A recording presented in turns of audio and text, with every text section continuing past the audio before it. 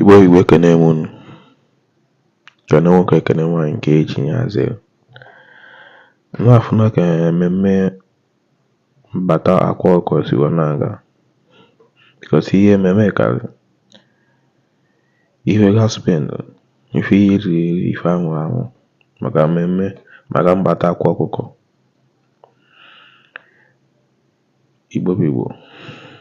Ọ dịrị izu. Akwa ọkụkọ nwere mmadụ. Klasị na enwere mmadụ ka enwere ego. Maka akwa ọkụkọ nwezu ya nwere ego ma nwere mmadụ.